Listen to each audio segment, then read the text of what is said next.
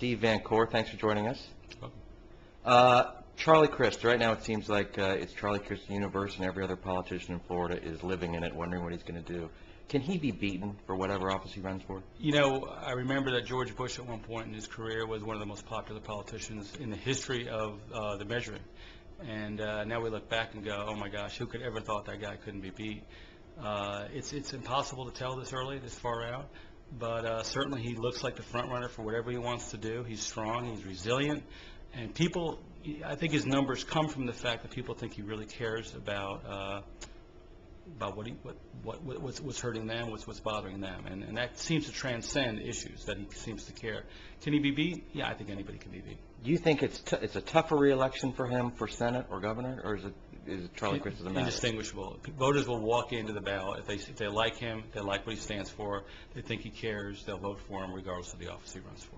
All right, Florida, Obama, much to some people's surprise, won Florida in 2008, and despite the Obama wave and a bazillion staffers on the ground, Democrats could only manage to pick up one legislative seat. What the hell happened there? Well, yeah, you had three things. One, a lot of voters came in, the surge voters that came in voted for Obama and left. You had about a 10% drop-off in a lot of these different seats. Secondly, legislatively, you had strong successes, especially in the House, in prior years. So all the seats that the Democrats were playing in were largely Republican seats. So you also have a House Republicans that were outspending the House Democrats 3 and 4-1. Likewise in the Senate, every open seat that the Senate Democrats played in, the Senate Democrats held on to their contested seats. They were playing in Republican seats, and they were outspent nearly 4-1. And looking ahead legislatively to the 2010 cycle, what do you see in terms of Democratic prospects for serious pickups? Well, the prospects are still good. You still have the same situation where you have the Republicans have taken over and held stake in certain seats. The Democrats are now going to have to play in many Republican seats, but I think the prospects look good for several reasons.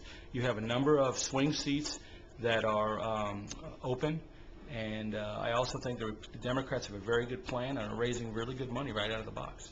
Talk about the bench a little bit. Other than Alex Sink, who is the next star for the Florida Democrats? Well, if you look down ballot, we have some great some great mayors. You have some really shining stars in the Florida Senate, and you're starting to see some real movement in the Florida House as well. And who are those names? You can't look past Dan Gelber. You can't look past Ted Deutsch in South Florida.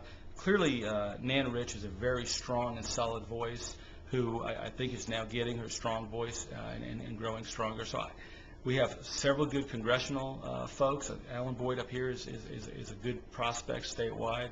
So you're looking at the bench, who'd have thought Bob Graham was ever a strong bench for the Democrats back in the 80s. And the Republicans have their own bench issues for the first time in a long time.